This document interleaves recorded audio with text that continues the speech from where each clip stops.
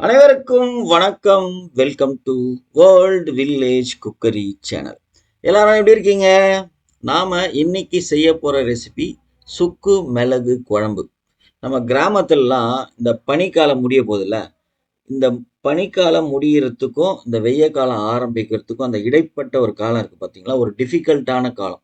எல்லாருக்குமே சளி பிடிக்கும், தொண்டை கபரும், இருமல் வரும், நெஞ்சு சளி அப்படியே அடைச்சின்னு இருக்கும், வயிறு உப்புசமா இருக்கும், சாப்பிட்றது சரியா ஜீரணமாவாது.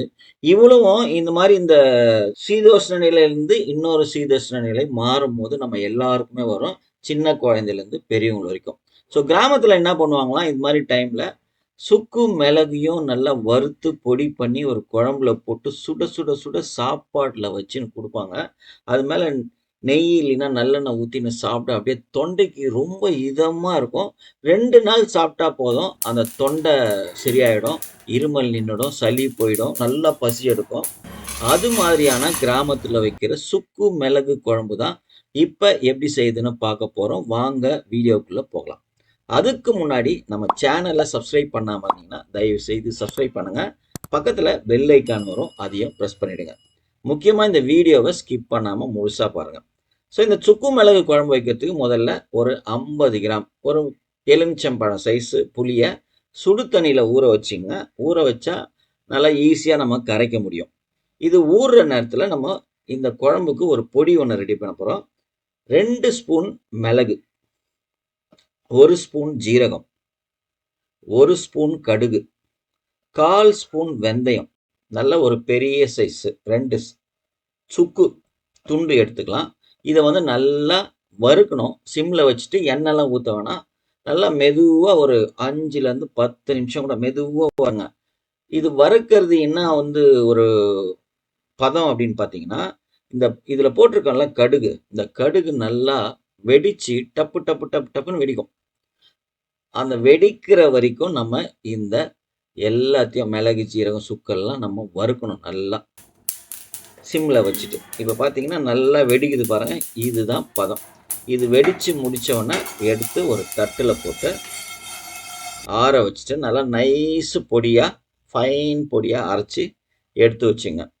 இப்போ சட்டியை அடுப்பில் வச்சுட்டு 50லேருந்து 75 ml செக்கில் ஆன நல்லெண்ணெய் ஊற்றிங்க. அதான் நல்லா வாசமாக இருக்கும். எண்ணெய் காஞ்சதுக்கப்புறம் 1 ஸ்பூன் கடுகு, 1/2 ஸ்பூன் உளுந்தம்பருப்பு, 1/4 ஸ்பூன் வெந்தயம். கடுகு நல்லா வெடித்து அடங்கினதுக்கப்புறம் கொஞ்சம் கருவேப்பிலை போட்டுங்க. 100 கிராம் சின்ன வெங்காயம் தோல் உரித்து வச்சுருக்கேன், அதையும் இதோட போட்டுக்கலாம். அப்புறம் 50 கிராம் பூண்டு தோல் உரித்து வச்சுக்கிறேன், அதையும் இதோட போட்டுக்கலாம். நல்லா ஒரு 5 நிமிஷத்துக்கு நல்லா வதக்கணும் பூண்டையும் வெங்காயத்தையும். சின்ன வெங்காயத்தோட மேல் தோல் லேசாக உரிகிற அளவுக்கு நல்லா வதக்கணும். கண்ணாடி பதம்னும்ல அந்த பதத்துக்கு நல்லா வதக்கினதுக்கு அப்புறம் 150 கிராம் தக்காளி கட் பண்ணி வச்சுருக்கேன், அதை இதோடு சேர்த்துக்கலாம். கூடவே இந்த குழம்புக்கு தேவையான உப்பு, 1/2 ஸ்பூன் மஞ்சத்தூள் போட்டுங்க.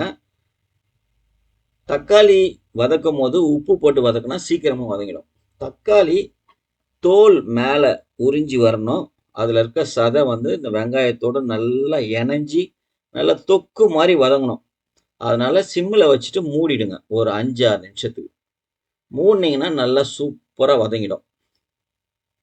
இப்போ பாருங்கள், அந்த பூண்டு வெங்காயம் தக்காளி எல்லாம் அப்படியே தொக்கு மாதிரி ஆயிடுச்சுல, இந்த பதத்துக்கு வதங்கினதுக்கு அப்புறம் நம்ம இதில் ஒரே ஒரு ஸ்பூன் குழம்பு மிளகாத்தூள் சேர்க்கணும்.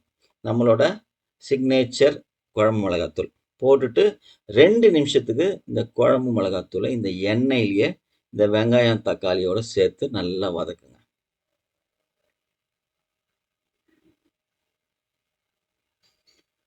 இப்போ எண்ணெயில் மிளகாத்தூள் நல்லா வதங்கினதுக்கப்புறம் நம்ம கரைச்சி வச்சுருக்கோம் இல்லையா புளி, அதை இதோட சேர்த்துக்கலாம். கூடவே குழம்புக்கு தேவையான கொஞ்சம் போல தண்ணி கூட சேர்த்துக்கலாம்.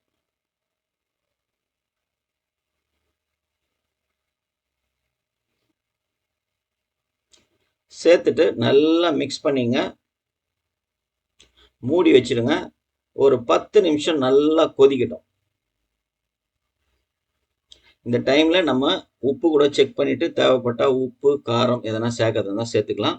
இப்ப பாருங்க எண்ணெய் ஓரளவுக்கு லேசா பிரிஞ்சு வந்துச்சு. இந்த டைம்ல நம்ம அரைச்சு வச்சிருக்கோம்ல, அந்த பொடியிலேருந்து 2 ஸ்பூன் உங்களோட காரத்துக்கு ஏத்தா மாரி. இந்த நம்ம அரைச்ச பொடி ஒரு 4 ஸ்பூன் வரும். 2 ஸ்பூன் இல்ல 3 ஸ்பூன் அது உங்களோட காரம் எந்த அளவுக்கு தேவைப்படுதுன்னு போட்டு அதுக்கப்புறமா போட்டுங்க. போட்டுட்டு நல்லா மிக்ஸ் பண்ணிட்டு இன்னும் ஒரு 5 நிமிஷம் நல்லா கொதிக்க விடுங்க. இப்ப பார்த்தீங்கன்னா, குழம்போட கலரு நம்ம பொடி போடுறதுக்கு முன்னாடி வேற ஒரு கலர் இருக்கும். இப்ப வேற மாதிரி ஒரு கலர் இருக்கும். நல்லா டார்க் ப்ரவுன்ல செம்மையா இருக்கும் பார்க்கறதுக்கு. இப்போ பச்சையா அப்படியே கைப்பிடி கருவேப்பிலை, அதே மாரி பொடியா நறுக்குன கொத்தமல்லி. இது எல்லாத்தையும் அப்படியே போட்டுட்டு, அப்படியே மூடி வச்சுட்டுங்க. ஸ்டவ் ஆஃப் பண்ணிடுங்க. இது சட்டி சூட்லயே அப்படியே கன கன கன கனன்னு இருக்கும். இப்ப இந்த குழம்புக்கு சாதத்தோட சேர்த்து சாப்பிடுறதுக்கு அப்பளத்த இது மாரி ஸ்டவ்ல டைரக்ட்டா எண்ணெயில வறுக்காம சுட்டுக்கலாம். இது மாரி குழம்புக்கு சுட்ட அப்பளம் வந்து செம்மையா இருக்கும்.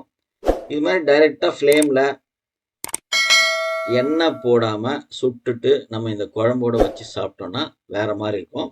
அதே மாரி இந்த குழம்புக்கு இன்னொரு காம்பினேஷன் பார்த்தீங்கன்னா, துவையல், பருப்பு துவையல் ஏதோ ஒரு துவையல் கூட வச்சுன்னு சாப்பிட்டா சூப்பரா இருக்கும். எவ்வளோ சாப்பிடுறதுன்னே தெரியாது.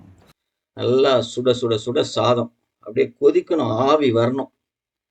அது மாரி சாதத்தை போட்டுட்டு, இப்ப நீங்க குழம்ப தொறந்து பார்த்தீங்கன்னா, எண்ணெய்லாம் பிரிஞ்சு அப்படியே வேற மாரி இருக்கும். தொறந்த உடனே அப்படியே மணக்கும். சுக்கு மணம் தான் வரும்.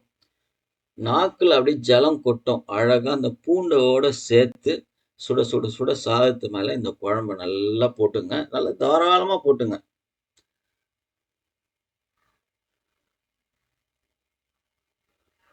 போட்டுட்டு ஒரு துவையல் ஒண்ணு வச்சுங்க. சுட்ட அப்பளத்த வச்சுங்க. அந்த சாதத்து மேல நல்லா காய்ச்சின நெய், அப்படி இல்லைன்னா நல்லெண்ணெய். நல்லா தாராளமா ஊத்திங்க. எடுத்து அப்படியே எடுத்து சாப்பிட்டீங்கன்னா, அந்த தொண்டைக்கு அந்த அளவுக்கு எதமா இருக்கும். 2 நாள் சாப்பிட்டா போதும். அந்த தொண்டையில கட்டியிருக்க சளி எல்லாம் அப்படியே காணாம போயிடும். கண்டிப்பா கிராமத்து ஸ்டைல்ல இந்த அருமையான சுக்கு மிளகு குழம்பு உங்க வீட்ல செஞ்சு பாருங்க. சாப்பிட்டு பாருங்க. சந்தோஷமா இருங்க.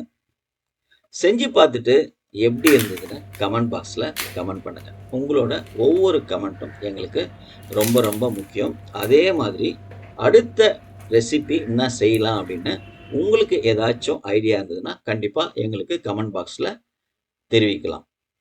இந்த வீடியோ உங்களுக்கு பிடிச்சிருந்ததுன்னா ஒரு லைக் ஒன்று போடுங்க. உங்க நண்பர்களுக்கும் உறவினர்களுக்கும் ஷேர் பண்ணுங்க. முக்கியமா நம்ம சேனலை சப்ஸ்கிரைப் பண்ணுங்க. பக்கத்துல பெல் ஐக்கான் வரும். அதையும் பிரஸ் பண்ணிடுங்க. மீண்டும் அடுத்த வீடியோல பார்க்கலாம். நன்றி, வணக்கம், பபாய்.